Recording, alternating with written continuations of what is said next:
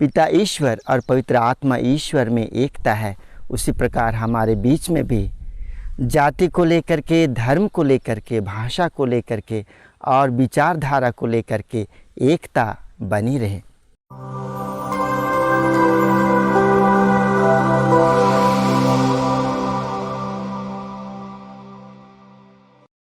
हम आज के पवित्र सुसमाचार में पढ़ते हैं कि प्रभु यीशु मनुष्यों के बीच में एकता हो, उसके लिए वे प्रार्थना करते हैं पिता से।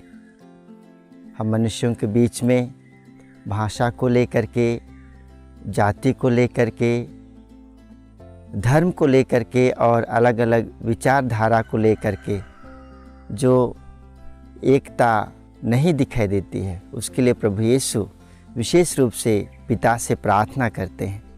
और यदि हम यह सवाल पूछें कि प्रभु यीशु हम मनुष्यों के बीच में एकता हो, उसके लिए क्यों प्रार्थना करते हैं, तो इसका कारण हमें यही मिल सकता है कि जिस प्रकार पिता, पुत्र और पवित्र आत्मा ईश्वर एक हैं, वही एकता की इच्छा प्रभु यीशु करते हैं कि जो मनुष्य हम उसकी सृष्टि हैं, वही एकता हम मनुष्यों के बीच में भी धर्म को लेकर के, जाति को लेकर के, भाषा को लेकर के और विचारधारा को लेकर के एक हो।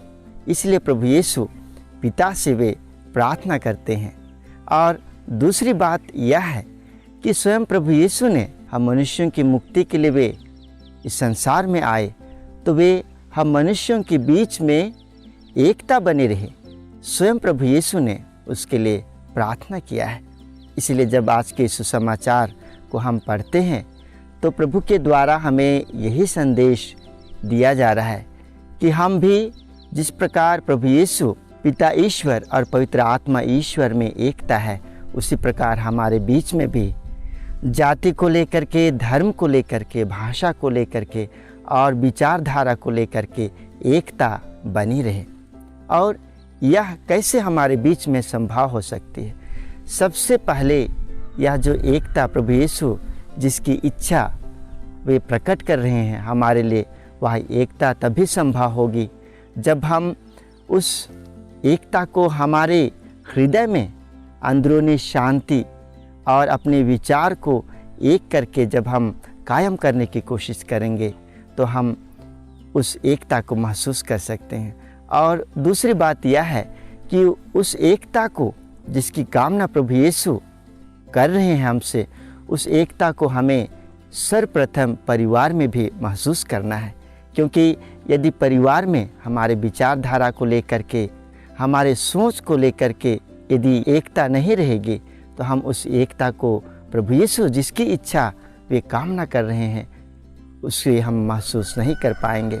इसलिए प्रभु यीशु आज विशेष रूप से हमसे यही कह रहे हैं कि हमारे स्वयं के हृदय में, हमारे परिवार में, समाज में और देश में, संसार में धर्म, जाति, भाषा, विचारधारा को लेकर के एकता बनी रहे।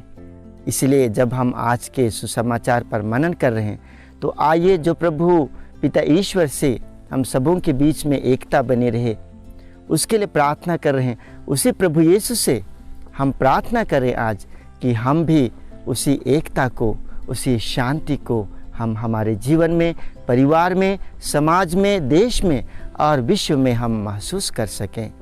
आमीन।